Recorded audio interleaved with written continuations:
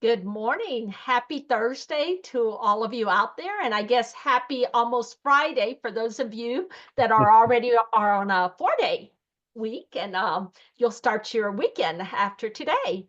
Thank you so much for joining us for the fourth and final session in our fourth a 4-week series of or our 4-day series of ability to benefit.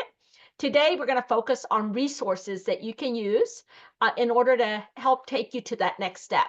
Whether you're partnering with a college that has an ability to benefit program, or whether you're looking to start a new ability to benefit program. You'll have an opportunity to ask questions. So you'll go live and we'll be glad to hear from you. So while we introduce ourselves, we love to hear from you too. So take a moment and in the chat box, drop your name and what institution you're representing. Okay. And while you're doing that, I'll take a moment. If you haven't met me yet, I'm Yolanda Flores, and I've spent over 30 years in education, working primarily in adult ed and post-secondary with career programs.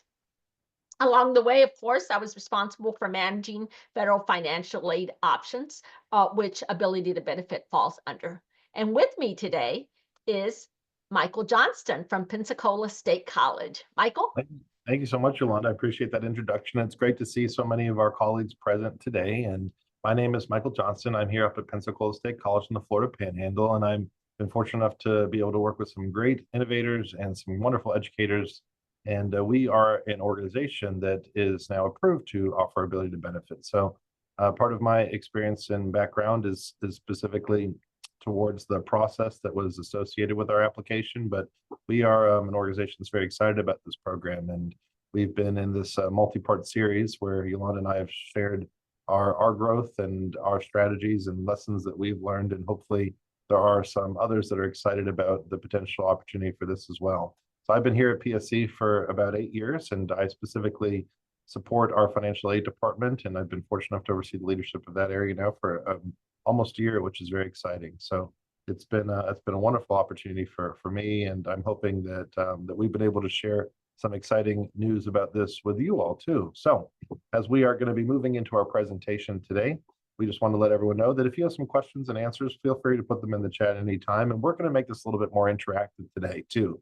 So we know that some of the questions maybe might be a little bit more complex, and we wanted to make this more of an open dialogue and discussion. So if you have questions, you'll be able to feel free to raise your hand, and then we will have Joseph activate your microphone, and then you can come and you can vocalize your questions to us, and we can have more of an open dialogue and discussion for us. So hopefully that makes this a little bit more exciting and a little bit more of an opportunity to have a good discussion, candid about any questions that you have, and we will be more than happy to answer them to the best of our abilities. This is going to be a recorded session, so this will be archived and available on the IPDAY website. So you'll be able to share this with any colleagues. You'll be able to rewatch this with, you'll be able to watch these sessions yourself as well. So again, this is recorded, and you're more than welcome to sit back and watch and participate. We're going to also be able to add in a little bit of interactivity today. So colleagues, we will have a little bit of a quiz too today for all of us present. So a chance to win maybe a little gift card at this time. So yeah, we're going to cover up our objectives. So Yolanda, would you like to tackle our objectives for the day?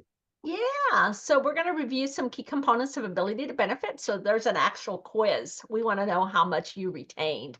And like Michael said, who knows, you might end up getting a surprise little Amazon gift card or something that we'll send your way for participating. We're going to share some resources that exist out there, not only from the Department of Education, but from some of the states that have been using ability to benefit. And of course, even though we would have loved to have a Florida panel of administrators, instructors and students and hear about their success stories, it wasn't possible at this time, but we will hear from some from another state. And of course, answer some frequently asked questions. So take it away, Michael. Yes, ma'am.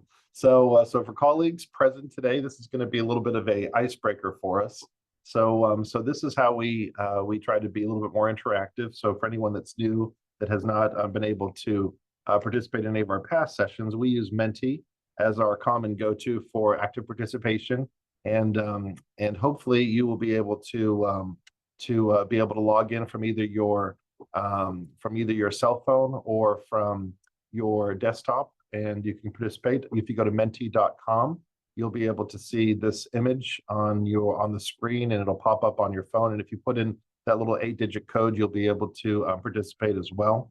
So feel free to do that. There's also a little button there that you can like at the bottom. So if you like it, you'll be able to participate and click on that. And you can also scan the QR code. This is going to be our little icebreaker to get to know our technology, and then also we're going to use this as a way for us to communicate and do our quiz with our fun little prize gift card at the courtesy of the Mike and Yolanda.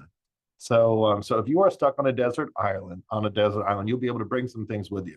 Let's think about what you can bring. So colleagues, let's see if we can answer this. If you were stuck on a desert island, what would you bring and then why? So this is a small little open free response for anyone that would like to participate, and let me know what you would like to do in the chat.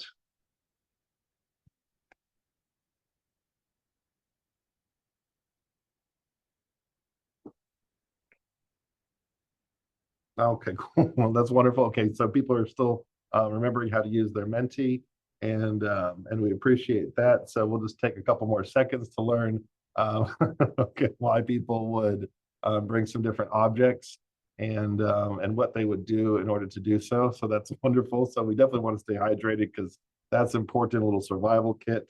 Awesome, awesome. I love that. So we got some people participating. We got some people logged in. So if you have not had a chance yet, feel free to do so. These are a little bit fun. We're going to go on to our beverage. Yes, yes, yes, to make you forget the experience. Awesome. That's great, colleagues. Solar powered items. Okay, we got some people that are into the survival kits. That's fantastic. Solar power. We got some very active people. So wonderful. So we're going to ask one more question here. And now this might take a little bit more thought, but if you were to be able to bring a celebrity or any person from history, who would you pick to bring with you on this famous on this island?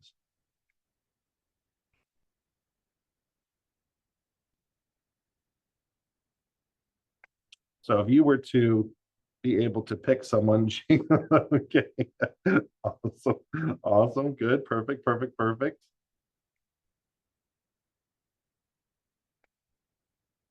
Okay, this will be a way for us to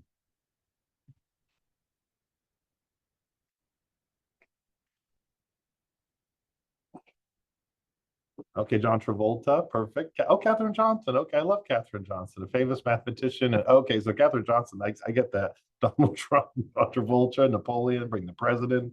Um, okay, we got a whole different group of people here. I like the thoughts. So these are going to be your open-ended, free form text questions.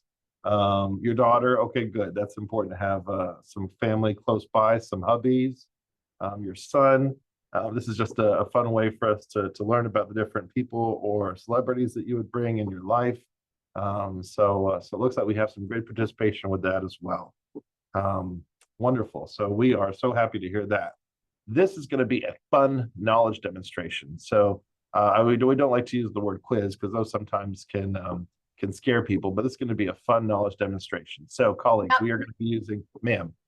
This is where the price comes in, right? That we're going to give them, right? Michael and I are going to email you a prize, and if we have multiple winners, the multiple winners will get it. So let's see who's going to win this recap. We want to know whether you've been listening along the way.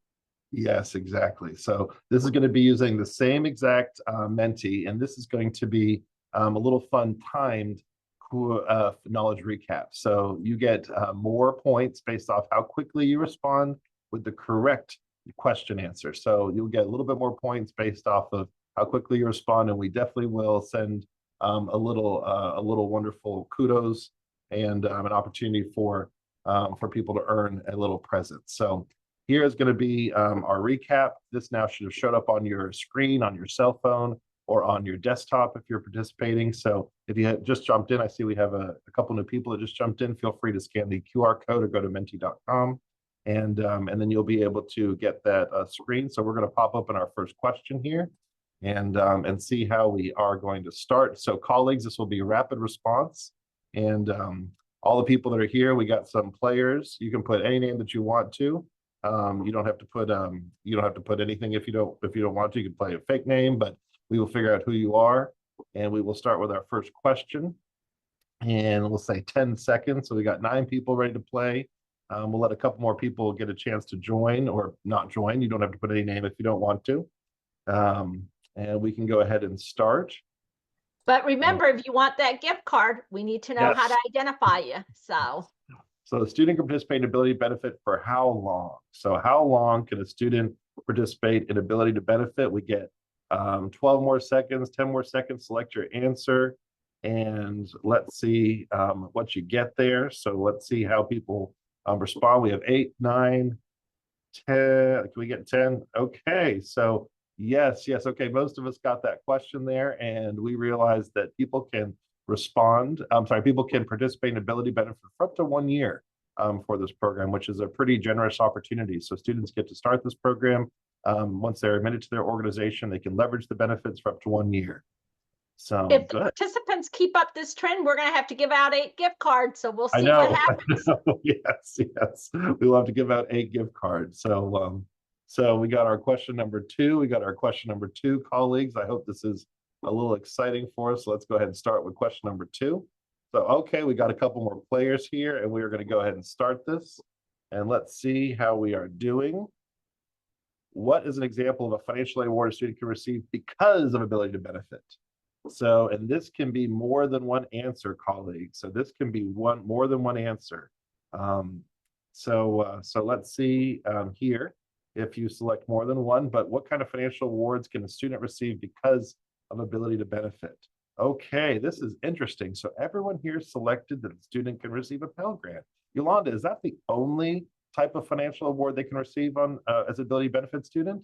Pell Grant is usually the one most often awarded, but remember, once you become, you're in the financial aid process, you can receive anything that's awarded under federal financial aid, which includes work study. It can also include loans, even though most institutions do not like to give loans, especially for someone that's just starting out, right? So work study award should have been another answer that people should have chosen. Yes. And So of I did course, see. people can always award institutional scholarships and local community scholarships, but someone does not have to apply for ability to benefit or for federal financial aid necessary for the institution to award those to. Yeah, it's very good, Yolanda. And we see that we have at Pensacola State, we've had programs that do not require high school diploma or GED to gain entrance, and we've given some institutional aid as well. But the nice part about this is that this allows one of the Title IV aids to be given to a student. So it could either be Pell Grants or work study. And yeah, we didn't want to make you pick both in order to get right answers, but we were happy if anyone picked one or the other. So this was sort of a little bit of a tricky one, but hopefully it gives the difference between the awarding because of ability to benefit versus the awarding because of the institution's decision. And Jane said that she wasn't able to pick more than one, so I don't know. We tried it earlier and it worked, so we Yeah, apologize so if there was any. if they would have picked either one, it would have given them correct answers and correct points. So yes, if they would have picked more than one, they would get correct answers, correct points. So excellent question. So now we're going to move on to question number 3, colleagues. We want to answer faster to get more points. What federal program, what type is ability to benefit? So what type of program is ability to benefit at the federal level? Title I for Perkins, WIOA, or something in Florida only?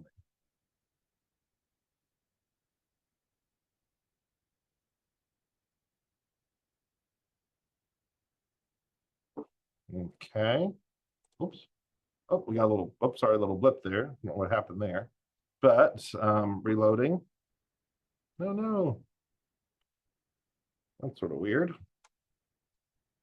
Let me go back and restart. Sorry, I had a little blip in the screen. Oh, okay, good. So we got our Pell Grant. Let me go back to this one. Okay, hopefully we still have our, okay, so there we go. We got our screen back. So this one is, we have a little bit diversity in our responses, a diverse response outcomes. So this actually here is a Title IV program. So this is a Title IV program that is a federal program. So this one is a little bit different outcomes, but it does involve a lot of different areas. I know we've talked about WIOA and Perkins, and this is definitely a Title IV program. Right, Um, and Michael, I think the one thing that, Title IV, Perkins, and WIOA have in common is career pathways, right? mhm, All yes, 3 legislations speak about career pathways, and they encourage all, administrators, institutions to kinda use resources across, but ability to benefit is simply Title IV. yes, exactly. Thank you, Londa. Very good clarifications. Wonderful. Well, it looks like we're getting some good participation and people are enjoying this too. So we just have two more questions associated with this. So let's go ahead and start this question. What is an example of a satisfication requirement, satisfy requirement to allow a student to use ability to benefit? So where here can we select a requirement for a student to use an ability benefit program? Let's see what we have. 200 clock hours, PERT test, application to a scholarship. And okay, so we have most of us that selected 6 credit hours. So that would be the correct answer, 6 credit hours. 200 clock hours is close. But Yolanda, how many clock hours do we need in order to satisfy the requirement? You need 225 clock hours if Okay, you're so a clock hour awarding institution. gotcha. And we can take a PERT test. Students can take a PERT test for college placement. However, that is that's a test that we use in Florida for college placement. It's not one that is designated by the rule structures behind ability to benefit. So a PERT test is not one, and no one selected the institutional scholarship, but those are nice things for anyone to complete. All students should always complete the institutional scholarship application because it just gives them more opportunities to collect some more aid. So yes, yes, yes, wonderful, good stuff. We're on questions 5 here, so more points to the quicker respondents. True or false question, ability to benefit student can receive only up to 50% of a traditional Pell Award. A student in ability benefit can only receive up to 50% of a Pell Grant, of a Pell Grant, of a Pell Grant award. So let's see how we do here. Okay, so most of us recognize that was a false statement. Yolanda, how much can a student get a full Pell? So the award is based on what is known as the SAI, or the student, right now I'm having a senior moment, right? Index, the student aid index, right? So it's all based on your household income. The full amount, I think, is a little bit over 7,000 per year, but it's all based on that household income. Yes, yes, good, good, excellent, very much. So the students can complete that FAFSA and they can get an award based off of that, but it is not restricted. So a student ability benefit can get the same award as a traditional college student. So fantastic. And we got our last question here, part of our knowledge game.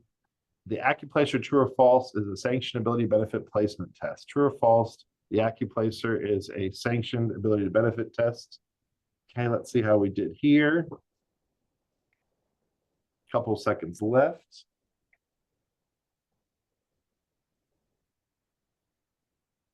Okay, so we see majority of us selected that is correct, and that is a correct test that can be used for the ability benefit test. I know at Pensacola State College we really like the Accuplacer. That was the test that we selected when we applied to ability benefit, and we selected that test because it has a couple different functions. We can use it because it's a Florida college designated test, and students can use it for college placement, and then we can also use it for ability to benefit. So so some fantastic outcomes.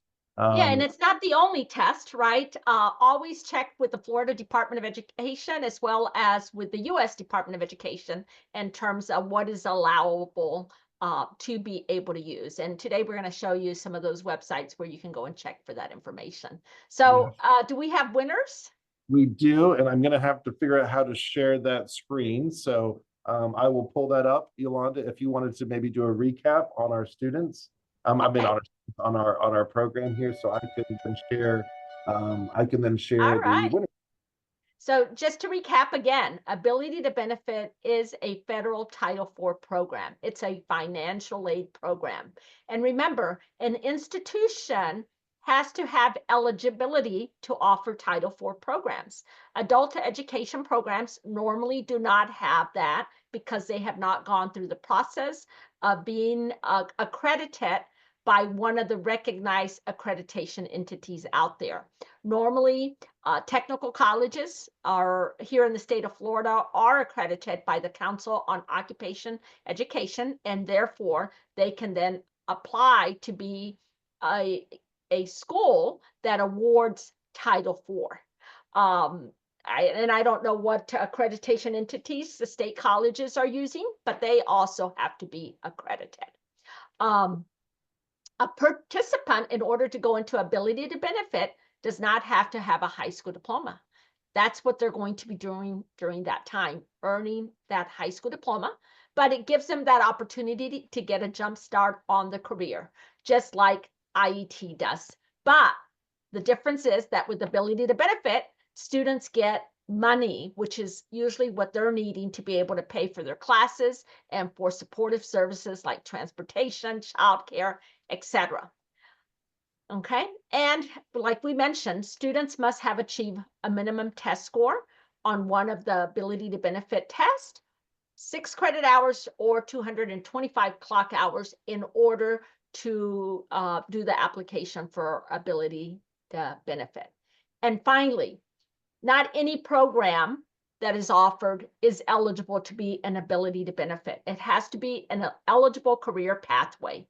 And that's determined when the college applies for the ability to benefit. They have to identify what career pathways are they going to be using for ability to benefit. So that's a nutshell of what ability to benefit's all about. Oh, fantastic. Well, thank you, Yolanda, for that summary and appreciate that that high level summary. But now I want to share our leaderboard and the results from our mentee knowledge transfer quiz.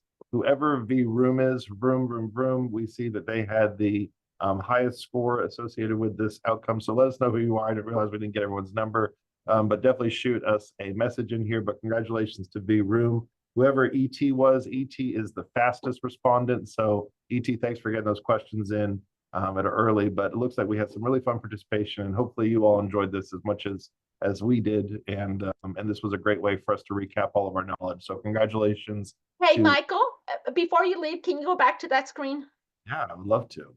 So let's go back to that screen. All right. All right. So this is what we're going to do. And Michael and Tammy have no idea, but we want to know who you are. Yes. Everyone that participated. And if you are over 3,710 and above, you're going to get a higher level gift card. And those under, just for participating, you'll get something. So yeah, you want to know who you are. Be honest. And what was your point level there? So we know what gift card to send you, right? And if we don't hear from you, put it in the chat box, because then from there we can get it, right, Tammy, the information.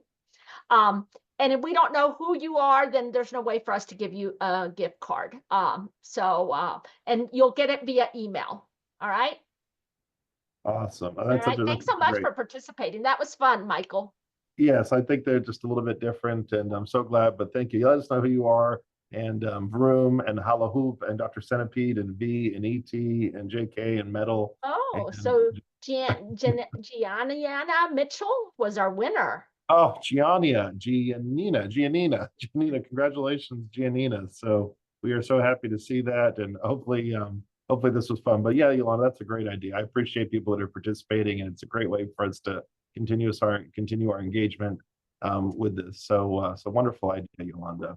So wonderful, great idea. So now let's go back to the presentation, and this adds a little bit of excitement and what we are doing. So now we're going to go back, and this is going to pop open your Menti again, colleagues. So we want to pop open your Menti. And this question we're just going to talk about here, and this is not part of our quiz, but we just were curious, what are the requirements of an ability benefit pathway, career pathway program? So just as a quick result for people that are present that would want to participate again, what are those requirements associated? So here in this situation, you can select up to 3, but you don't have to select 3, but I'll tell you that there are 3 here. So colleagues, if you wanted to log in and check this one out, see what those requirements are for an ability pathway program. And we'd love to see what happens when you submit. Okay, we got some submissions. And okay, great. We got some participation again. What are those requirements for an ability benefit eligible career pathway program? So we'll go over this, but just something to um, help us participate. I'm sorry, help us understand the requirements of this. Okay, we'll give a couple more seconds.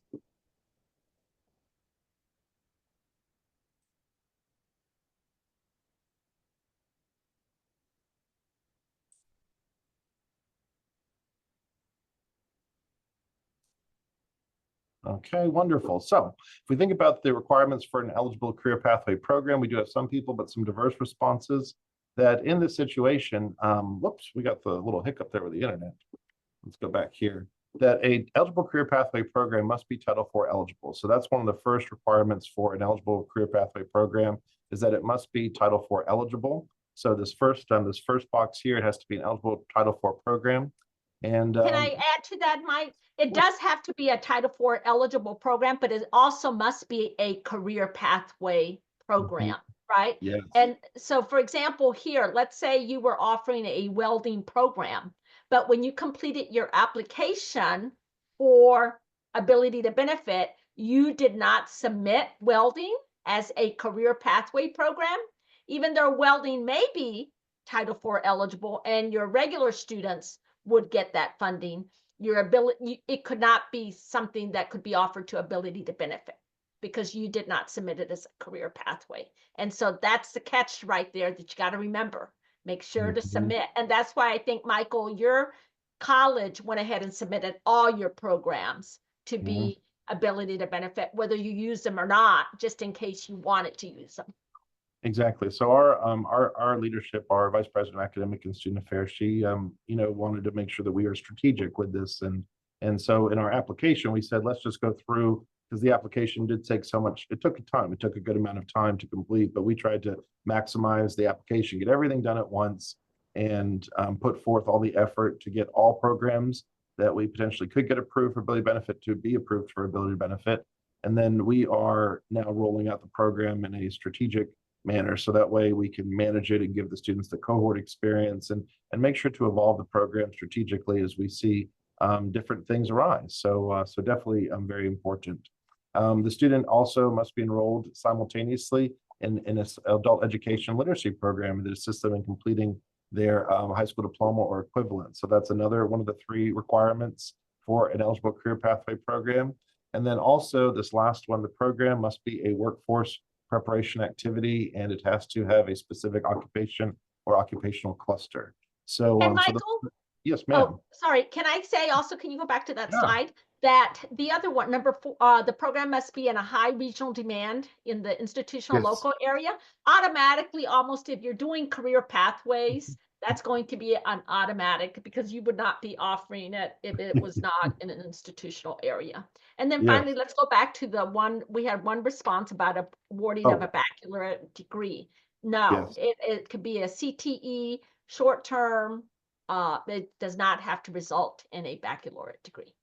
Exactly, Alana. So those were a little bit of the trick questions in there, but there's no requirement about an eligible career pathway program resulting in a baccalaureate degree.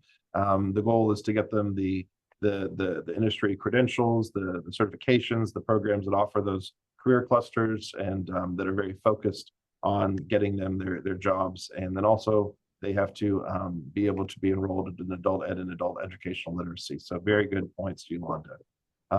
Some steps for considering for implementation of ability to benefit are definitely the program design and the approval. The eligible career pathway program is so important for our organizations to recognize and to be able to amplify for students in these. And just like as our model at Pensacola State, we're focusing on something a little bit more unique and not a complete program opportunity for all of our programs, that we're focusing it just as we are developing our ability to benefit program.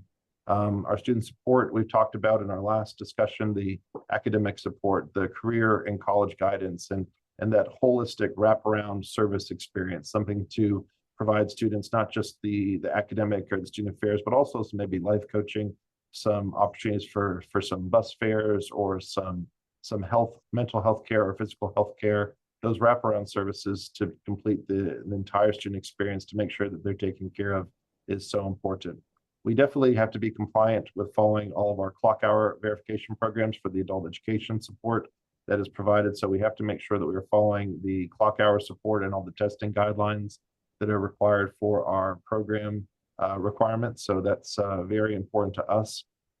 We want to be able to collaborate with your financial aid department at your organization institution, having the collaboration, the support, and the knowledge of the students in this program, and being able to keep track of these students in a way that allows you to report on them is going to be key and crucial for the program's success at your organization. Being able to collaborate and know who these students are, and then also general partnerships with adult education programs and community organizations that are local to your organization, and being able to leverage these partnerships, whether it's for students that are in adult ed programs outside and you're bringing them in to help them with this program and giving them that additional financial support once they've been enrolled into the eligible career pathway program, is going to be something that you can do and strategically align with those other groups outside of your entity, your organization's entity.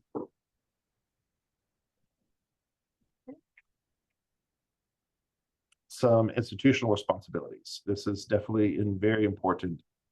We have to make sure that when you go through and you evaluate these students, that it's with that fine-tooth comb, that the eligibility is very important that you confirm, because in order for the students to be appropriately reported to COD, as we talked about, the common origination, the place in the federal Department of Education where you have to report all of your Title IV awards, they have to submit the requirements that were used to grant them the ability to be part of the ability benefit program. That was a tongue twister. So you definitely want to make sure that you have the people trained to accurately assess the eligibility for students in this program. And then you also want to provide documentation to these students for different support services. And it may not be the traditional support services, but it could be opportunities for private tutoring. It could be math tutoring. It could be writing tutoring. It could be English tutoring, some additional life coaching, maybe some resume and some job coaching skills. They might want to visit your Office of Support Services for any opportunity to engage about disability solutions. So there's definitely that resource requirement or that obligation to provide them a resource to be supportive for their college success. You want to be continuously engaging and understanding of the Title IV regulations. Title IV regulations are updated periodically, so that's something just to reflect upon, is that they are not a one-stop shop termination, or they're not evaluated and then they're held forever. That these Title IV regulations do change, and we actually have seen that in some of the tests that were originally allowed for historical ability benefit that are no longer part of the ability benefit approved tests. So making sure that you're reviewing and having team members evaluating compliance with those Title IV regulations. Having these cross-functional discussions across your different departments is so key for the organization's success in this program. Being able to work with your admissions department on the identification and the recruiting of students that are eligible for ability to benefit programs is so key. Having that proper structured advising for these students, recognizing they have to simultaneously accomplish their successful goals of their academic program success, combined with making sure that they're making movement towards their GED and high school diploma success. So they have to be simultaneously hitting those successful metrics, which is a little bit different because traditional college students don't have to be achieving that GED, but these students do have to be making successful gains in the GED education as well. They do have to test, and that's an important part of this as well. Once the students are identified, they have to take a successful ability to benefit test, or they could use the clock hour, credit hour alignment. However, they have to get that GED or equivalent high school diploma. So making sure that they are able to schedule a test, that they're able to pay for that test, and they allocate the necessary resources in order for them to get that test is something that's so important as well. And then also the financial aid, because financial aid is going to be working with their technology support team to make sure that they are reported correctly. But potentially there could be some additional awards or opportunities on the financial aid side in order for these students to be successful. And then that requirement of the eligible career pathway program is that they have to have that adult education opportunity. So they have to be getting the adult education literacy. So collaborating with your adult education programs, adult educators, and all the support services associated with that is going to be something so important to continually engage and align for your students in this program. Michael, I'm so glad that you stressed the importance of those institutional responsibilities. And the reason why is one of the things when I used to be an administrator of a technical college, I always used to say to my staff, you don't mess with the feds. The Title IV financial aid comes with great implications. And so if an institution is not following the protocols, they can be in danger of a couple of things. One, lose their status as a Title IV school. Two, there could be penalties and financial penalties. Three, they could, if there's a monitoring and an audit, which happens from Title IV, you could be put on probation, right? And you could also lose your accreditation. And so that's why it's so important that institutions really take these responsibilities seriously. And as an administrator, that you just don't rely on your financial aid department to be the experts, right? Because at the end of the day, the buck stops or ends with that administrator, right? And I always used to say to my staff, that is the one program that could put me in jail for misusing of funds. So I took financial aid very, very seriously. So thank you for sharing those institutional responsibilities. No, that's such great points too, Yolanda, is that you have that practical experience that allows everyone to understand the importance and recognize that there are implications if things are not done correctly, but that's the reason why you collaborate and work so closely together at the beginning. So colleagues, we have another mentee for us, and we're curious now since we're really almost 3.5 parts through our 4-part series. We're about halfway through our session today. What are your thoughts on the Ability to Benefit program, and is this something that you think you would like to further investigate at your institution? So we're curious to see what your thoughts are here with us today, and how you feel about Ability to Benefit. Is this something that you think that you'd like to do, or something that you would potentially want more information about, or maybe you need to share information with other partners? But we're curious about your thoughts here, because this helps us also grow as an IPDA support model, because our goal here is to make sure we're bringing the correct information and accurate information and important information and the resources to our colleagues in the state of Florida. And I know, when we were investigating this at Pensacola, that having a resource that would have been more like this would have been great and more opportune for us just to learn about different ways to stress ideas and just to have an idea about the application process and resources. But yeah, we'd love to hear what your thoughts are so far. So we have a couple people that are still in, and maybe you're thinking about it. So we'll give a couple more seconds in here.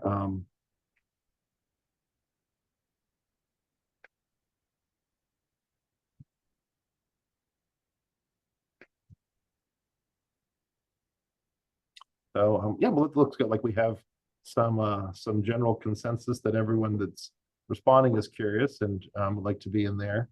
But okay, wonderful. Looks like we see it's a great financial resource. We agree. Hopefully, yes, I agree. Hopefully, you can use or start those discussions. Yeah, I see that one. It's tough because you don't know everyone at your organization. Yes, I know. I don't know everyone at my organization either, and we had to do a lot of alignment and making sure we've got the right people to the table at the right point. So, but again, that's okay. I don't think there's any expectation that you do know every person at your organization, but hopefully when this model is seen and it's discussed, that maybe it could open up some ears and it can open up some eyes for potential more discussion. So the more Michael, awareness, yes, ma'am. also, I think a lot of times we tend to live in silos, right? It doesn't matter whether you're a small institution or a large institution. Financial aid is over here in their own little silo. Adult ed is in their little silo. Career programs, academic programs, etc. And so I think that's one of the things that we need to make more of an effort, especially if you're in a position as an administrator. How do you create those opportunities to bring people together and share what each other does and understand who your students are? Because at the end of the day, remember, they are all our students. Whether you're an adult ed student, a CTE student, an academic student, it doesn't matter. They don't just belong to the academic department or to the GE department or CTE. At the end of the day, they are all the institution students. And therefore, that's why the institution should be looking at the various resources that they can take advantage of in order to Mhm. help their students. Yes, absolutely. And we see we have a question from our audience, from our colleague Giannina. Giannina, I'm not sure if you can take yourself off mute, or we're going to promote you. But yes, I believe now you can take yourself off mute, Giannina, if you'd like to ask your question. We'd love to hear it.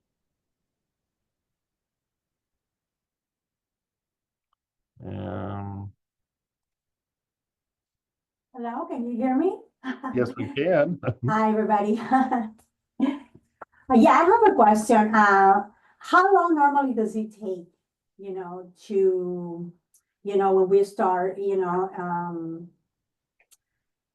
doing completing all these forms and applying for that? How long does it take for an institution to be accredited?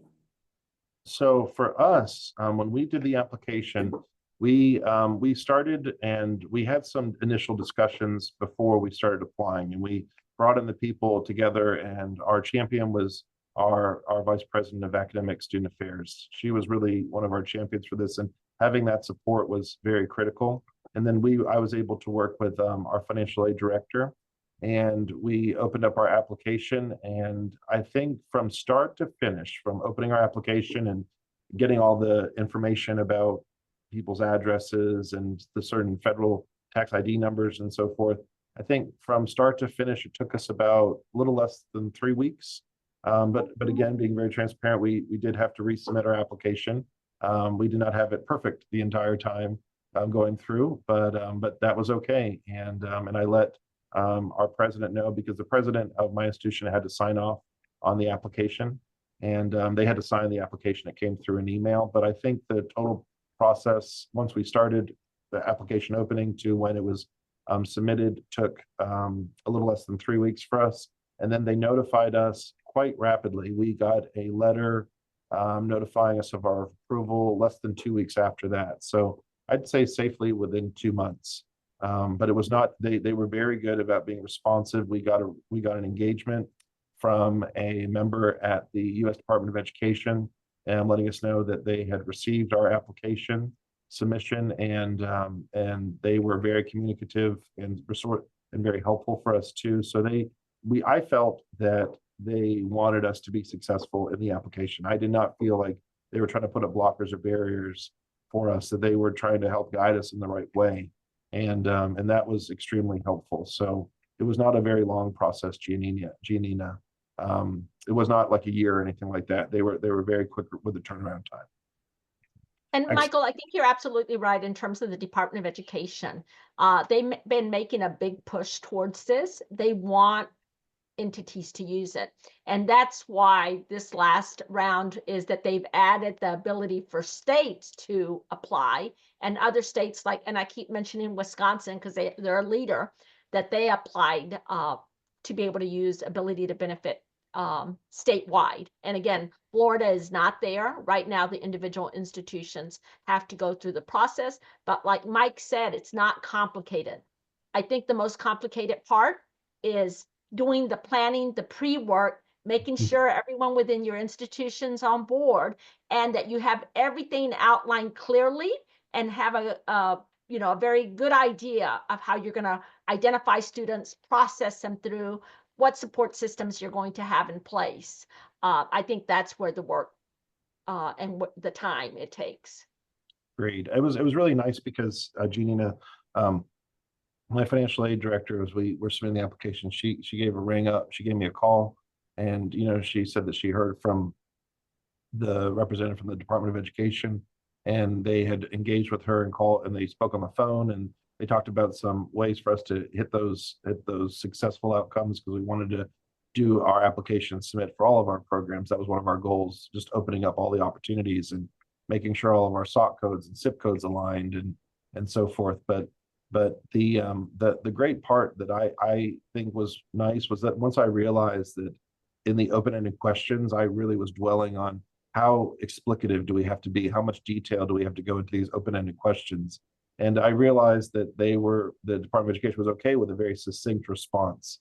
And that was almost a relief. I don't know with those open-ended questions, how much information is too much, how much is not enough. And it was pretty succinct, and that was a very good relief for me. Yeah. But And that's an excellent. excellent segue, Mike, into ATB resources, because it sounds like you're ready. Some of you are ready to take that next step. And while we go through these resources, Michael is also going to put it in the chat box, the link. But remember, this presentation is recorded for you to be able to go back and look at it from there. But the number one website resource that I would recommend is to use the U.S. Department of Education. And for those of you that are familiar with WIOA and Perkins, et cetera, you're familiar with this type of resource because there's a segment for each one, right? So this particular one is the federal financial aid. And within the federal financial aid cluster, they have one specifically that deals with ability to benefit. This website is good because one of the things that they use a lot is dear colleague letters to keep you posted on whatever changes have happened to the legislation, right? So the dear colleagues letter sometimes, because legislation can be confusing, very wordy, and it goes around and around. I think that these letters really help give guidance. It helps clarify policies, and it gives us updates as updates happen. Because once something has been put out, and for those of you that were with us at the very beginning, you know that ability to benefit has been around for many, many years, right? But changes occur as we go along. So this is the place to go in order for you to be able to get that. So in addition to, of course, the colleague letters, there's electronic announcements, and there's also a question and answer section that provides answers to questions about implementing ability to benefit. Okay, so make sure that you take time to go to this website and really explore it. Okay, another one, for those of you that still have questions about how do you build a career pathway, right? This is an excellent resource that was developed by the U.S. Department of Labor's Employment and Training Administration to assist teams in developing career pathways. And for those of you that have gone through IET or the development of IET programs, you're going to find some things that look very similar, maybe worded a little different, but similar, kind of like partnerships, right? You got to have those partnerships and identify who's going to be doing what, right? You have to have a way to engage your partners and use labor market information in order to determine what are those high demand occupations. Of course, you got to design your program and make sure that there's stackable credentials and flexible learning options. You have to be able to identify funding needs and sources. How's this going to happen?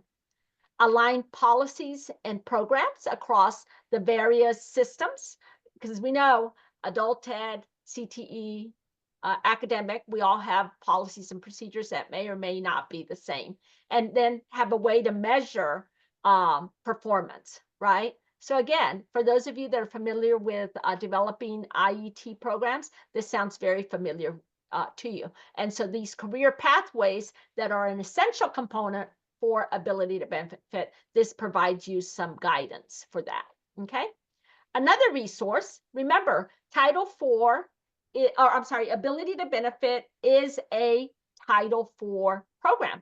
So financial aid administrators, financial aid staff, this is really where it fits their department in terms of eligibility, et cetera. So they do have an association, the National Association of Student Financial Aid Administrators, just like we have adult education associations or college associations. There's one specific to financial aid administrators.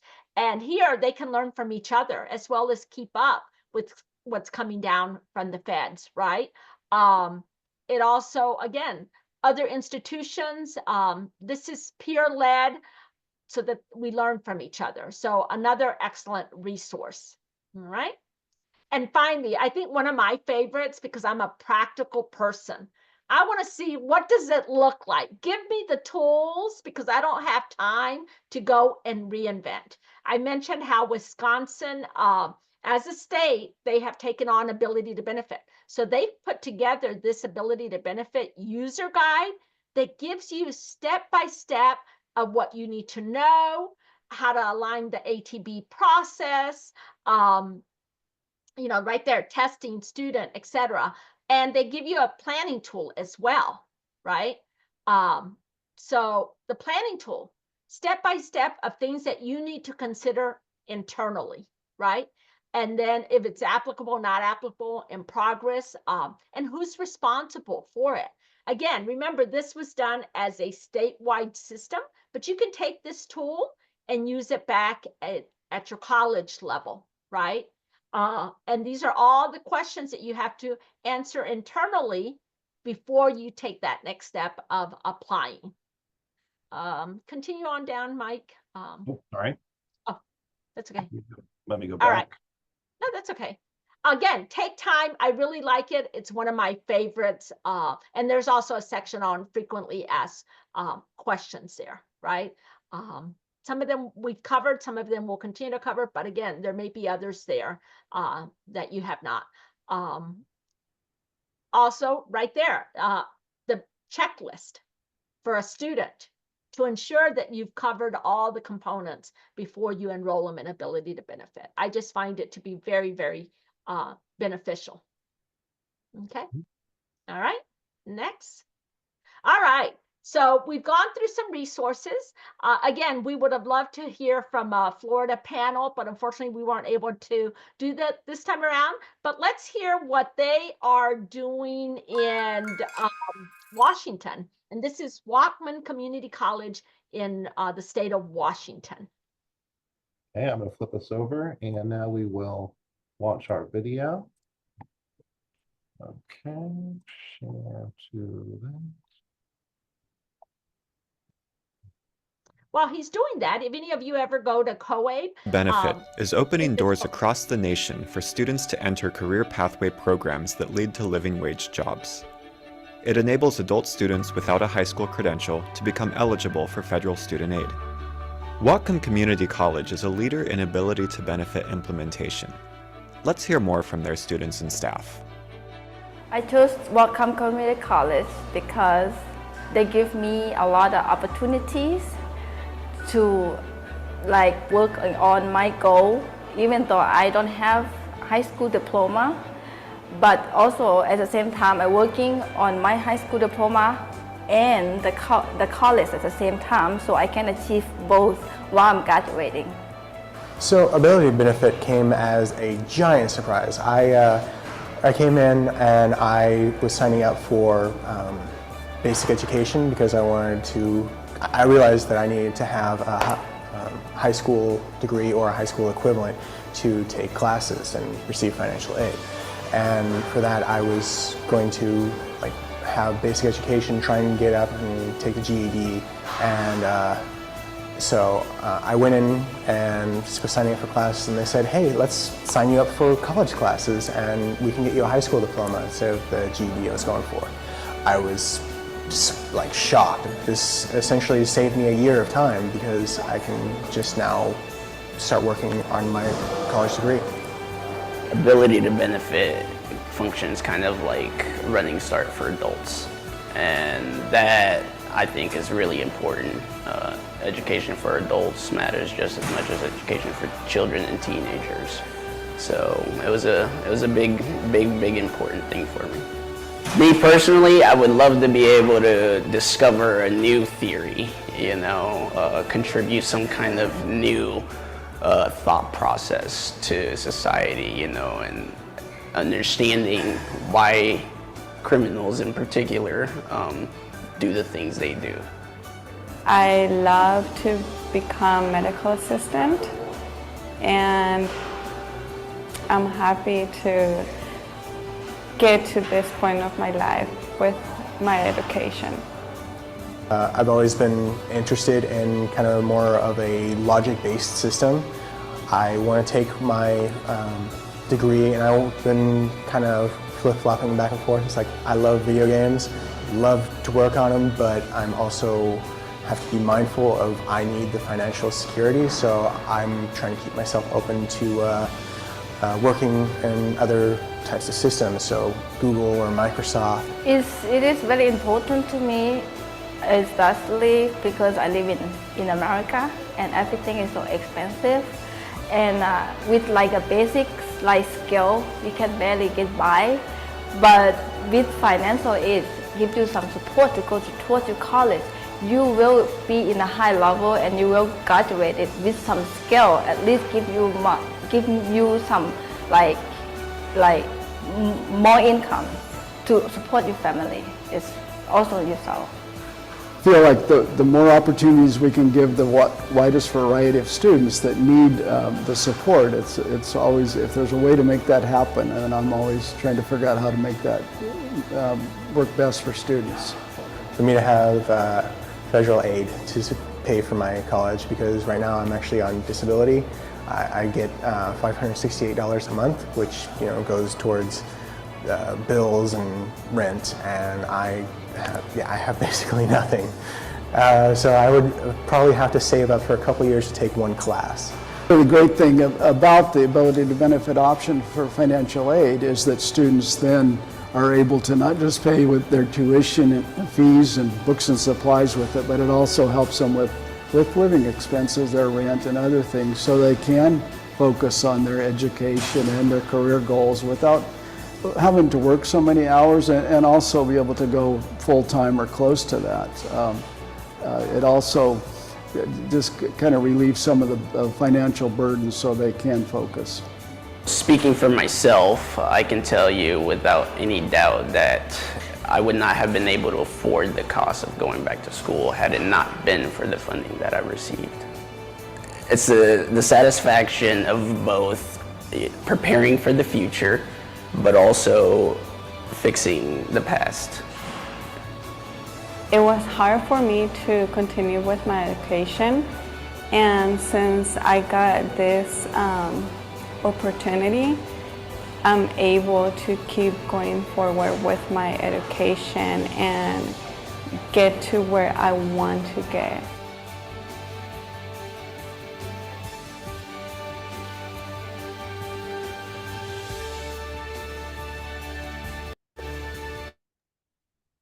All right.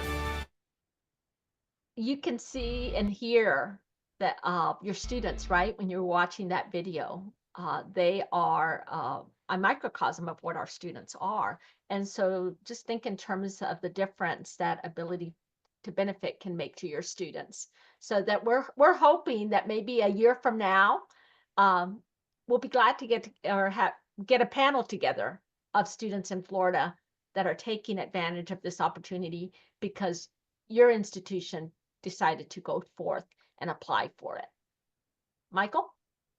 I agree. I think it's a very powerful sentiment to see the impact that this can have, because we know we all want everyone to advance their education, and now this gives them a little bit of financial opportunity that historically or in traditional capacities is a little bit more difficult to find for these students. So I think yeah, I would love to see us come together in Florida and have a panel of some best practices that other organizations that have implemented this or that have gone through the process can share. So, definitely reach out to myself and to Yolanda or Tammy as you go forward, because it's a great way for us to evolve together as an educational organization, as one in the state of Florida, to be a powerful entity that can do this for our population. So we just want to go through some frequently asked questions that are ability to benefit oriented, and we've covered these in our sessions. But these are questions that people have from that people are just curious about, and the opportunity to learn more about them. So we've talked about different ability benefit tests,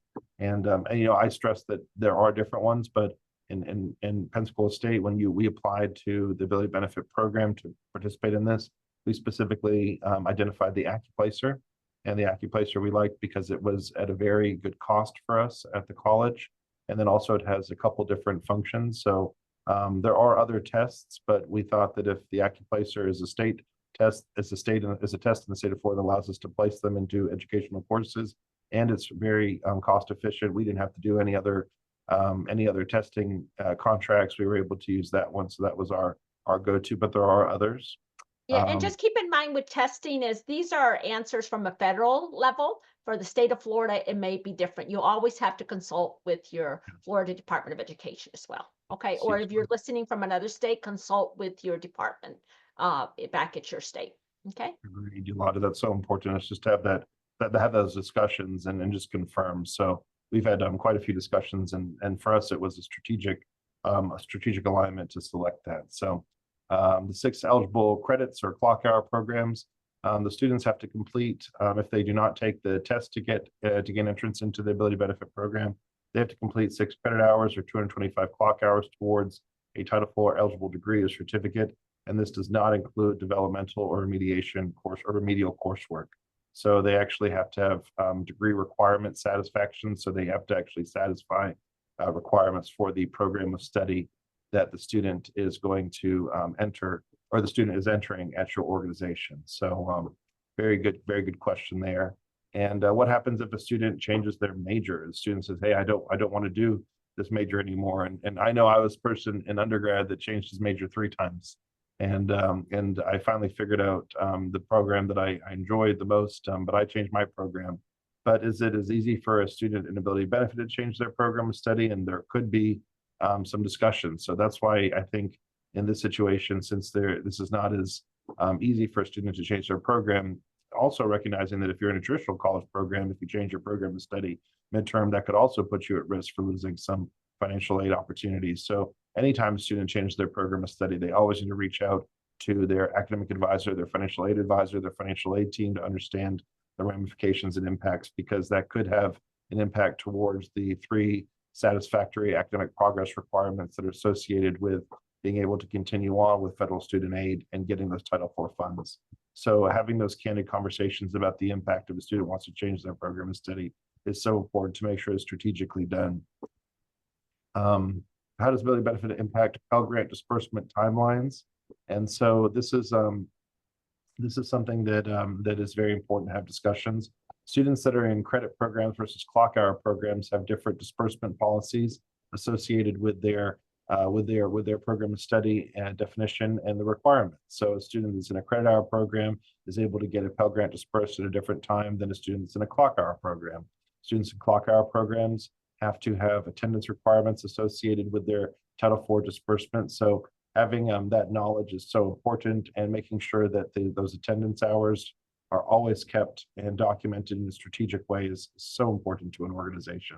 Yeah, and in terms of when that funding is released, it goes back to your institution and how they release that money back to the students, right? In the clock hour world at the technical colleges, many times they looked at that 450 hour. Once a student meets 450, then they release that check, right? Of whatever's left after tuition and fees, right?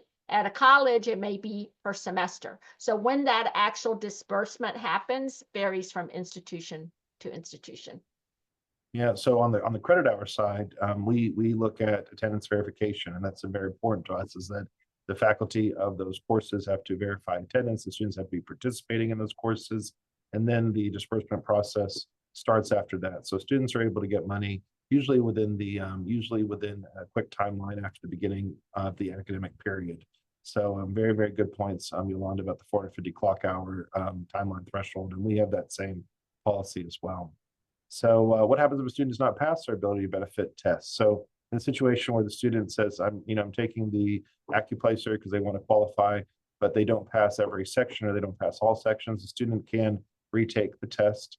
And then if they do achieve a higher score, which hopefully they do, then they would be qualified for ability to benefit. And that's why remediation and strategy with their team members at the college is so important, because there could be additional resources that could be provided to the students in order to help them be successful in their ability to benefit test. And again, if they are hitting a blocker with their test, there's always the credit or clock hour ability that allows them to enter into ability benefit program as well. So there are different avenues other than the test that allows them to gain entrance into ability to benefit program. So are there deadlines for ability benefit documentation? And there's always deadlines for ability benefit documentation. I think any type of documentation for for student eligibility is so important. And having those documents and those deadlines established with your college and the entities that we talked about earlier, and making sure those deadlines are very well known to your colleagues at your organization will help them make sure they're advising students correctly. And I know that, we always are looking at ways to help our students, but if we have to make sure that the students are in a specific eligible career pathway program that's ability to benefit approved, and they have to have a certain amount of, they have to hit their credit hours, they have to have transfer credit hours, earn credit hours or clock hours, or they have to take that test. All those are very important to align beforehand. And sometimes if you're trying to do it the day before the class begins, or maybe even after the class met for the first day, that could cause some disruption in the students' onboarding experience or the students' experience. So just being conscientious, it may be strategic to put some deadlines out much farther than the first day of class, maybe a week or two before the first day of class, and making sure functional leaders have knowledge of those deadlines. So there's a question about hybrid or online career pathways. And there's different criteria that's associated with the hybrid or online career pathways. But remember, if your program is approved for Title IV aid, then that is the requirement, one of the 3 requirements that's associated with ability to benefit. So that was what I was reflecting on, is that if you have a program that's approved at your organization and that program is approved, and on there you designate whether it's an online, on the program level of the application for the benefit, you identify whether it's online or it's partially online and so forth, then that's going to be a portion that's accepted for ability to benefit. They're not asking you to change the program requirements at all. You're just saying that the program is currently Title IV eligible, and now you would like to add ability to benefit students to be able to participate in that program. So nowhere in the application process did it ever talk about augmenting or changing the modality of the course delivery modes for a program of study. So I that's think this is important if you're going to develop a new one, right? Or if you're looking to work with your college on an IET program that's been delivered hybrid, and you want to continue to do that, and it's not one that is already approved as a Title IV, so you're adding to it. This becomes critical for you to keep an eye on, because there are federal requirements from Title IV that you have to meet in order to offer it hybrid or distance or blended or whatever word you want to use, right? And you have to make sure you keep to those guidelines. Absolutely. So those are some great questions, and those are always evolving. So just because we we are ending the session, this series today, does not mean that we have to always end questions. So if there's ever questions that we can answer after the session, always feel free to reach out to Yolanda, myself, Tammy Serrano at IPDE.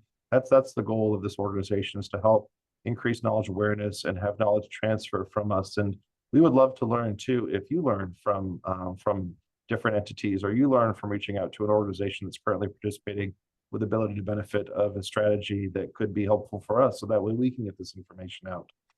Colleagues, this is something we put in. We know not everyone has maybe the access to add their microphone, but we would love to take open-ended questions from you here. If you log back into your Menti on your phone or your desktop, you'll be able to see the same use code and so forth here. But we would love to take any kind of open-ended questions, like we had from our colleague Giannina, who also was our knowledge transfer quiz winner. So she was fantastic, and she had a great question about the timeline that was associated with that, which was a really something that I was unaware of. I wasn't sure it was going to take a year to complete or 2 years to complete.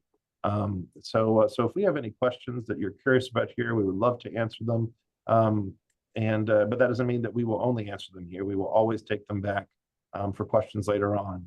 And hopefully this has been very helpful for colleagues, just to learn about ability to benefit, about the way that it relates, the opportunities that your organizations can leverage, and then hopefully answer any question, provide any guidance to you for any opportunities moving forward.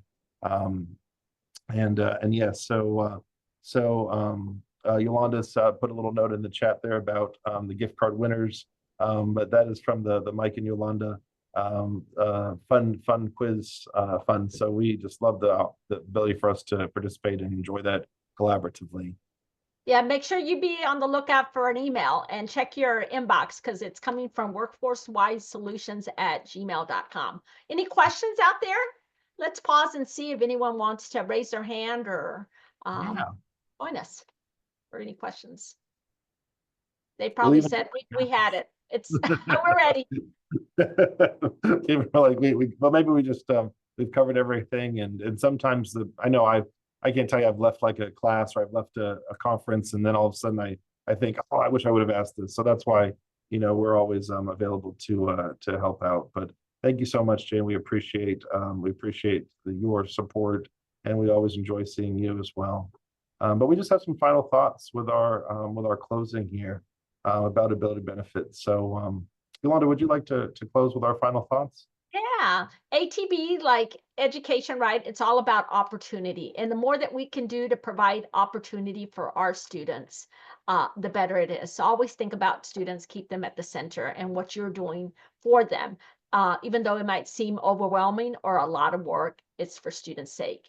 Second, and we've heard it over and over again, collaboration across, don't live in a silo. And of course, compliance. You got to follow those rules. Don't mess with the feds. If you have both, you're well on your way to having success in your programs. Again, I said, your efforts are creating opportunities for students. Your work and all the time and effort that you're putting in to bringing a new program is opening doors for students, and not only for your students, but also for generations to come, right? I'm a big believer that education can change the trajectory of generations. So think in terms of the impact that you're making. Wonderful. Thank you for those closing thoughts, Yolanda. And colleagues, thank you so much for the opportunity for us to be able to engage and work with you. And we know your time is valuable. So we would love to learn some feedback from you all on how we did. So we're going to ask that Joseph posts our survey that will hopefully show up on the screen for you to take. And again, colleagues, we are never not going to be responsive. So we recognize this is an evolution. This might be a very first time experience for you. So you may have to ingest all of this and reflect on it and answer questions at a later time. And that's why we are always available here at IPDAY and to help. And we appreciate you. So if you could fill out the survey, we would appreciate that. We'll be more than happy to stick around for any other questions that you have. But otherwise, colleagues, have a fantastic day. And thank you so much for what you do in our beautiful state.